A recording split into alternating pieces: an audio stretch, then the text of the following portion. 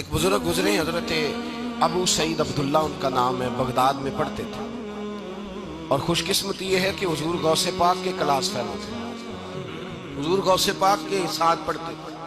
حضرت عبداللہ فرماتے ہیں کہ میں بھی پڑھتا تھا تو ایک بڑا لائق سٹوڈنٹ تھا، اس کا نام تھا ابن سقا، وہ بھی پڑھتا تھا۔ فرماتے ہیں بغداد میں شور ہوا کہ ایک محمد غوث نام کے بزرگ آئے ہیں بغداد۔ ان کی کرامت یہ ہے کہ وہ ایک منٹ کے لیے موجود ہوتے ہیں اور اگلے منٹ وہ غائب بھی ہو جاتے ہیں۔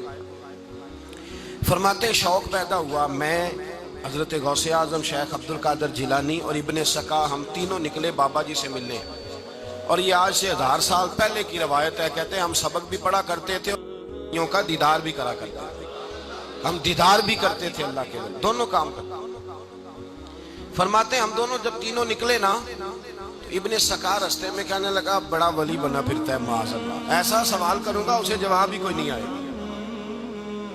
آپ فرماتے ہیں میں نے کہا نہیں جی، میں سوال تو میں بھی کروں گا، سوال تو بولیے، سوال تو میں بھی کروں گا، پر میں دیکھوں گا وہ جواب کیا دیتے ہیں، دیکھوں گا۔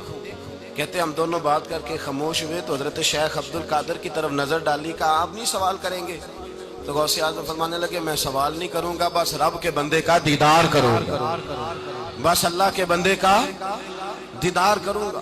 اور فرماتے ہیں کہ ہم پہنچے بابا جی کے کمرے میں، گئے تو بابا جی موجود تھے، ہم جا کے بیٹھے تو بابا جی غائب ہو گئے۔ تھوڑی دیر گزری تو آئے، سلام کے بعد پہلے لفظ پتہ ان کے کیا تھے؟ کہنے لگے ابن سقا تو کیا کہتا تھا ایسا سوال کروں گا جواب نہیں آئے گا؟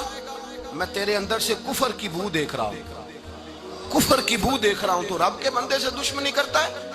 اور فرمانے لگے او ابو عبداللہ تو کہتا تھا کہ میں دیکھوں گا وہ کیا جواب دیتے ہیں۔ فرمایا تو کافر تو نہیں ہوگا پر دنیا دار ضرور ہو جائے گا۔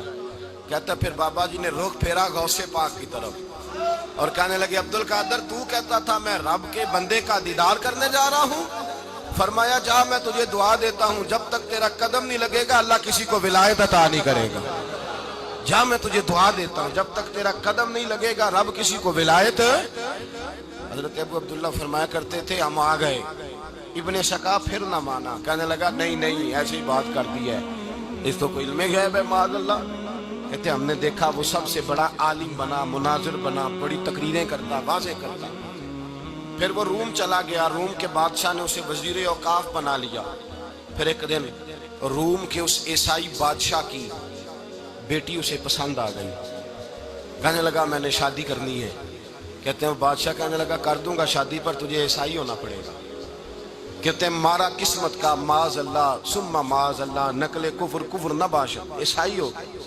آپ فرماتے ہیں مجھے بھی ایک بادشاہ نے بلا لیا، اس نے مجھے بھی ایک عہدہ دے دیا، میری بھی دنیا میرے کانوں تک آ گئی، بڑی جان چھڑاتا ہوں دولت سے، مال سے، شہرت سے، پر میری چھوٹتی نہیں۔ آپ فرماتے ہیں ہوش اس دن آئی جس دن بغداد کے منبر پر بیٹھ کر اور 70,000 کے مجمع میں کھڑے ہو کے غوث اعظم نے فرمایا آؤ بھائی جس نے ولایت لینی ہے عبد القادر کے پاس آؤ، میں قدم رکھتا جاؤں گا اللہ ولایت عطا کرتا چلا جائے، آؤ میرے پاس میں ولایت دیتا ہوں۔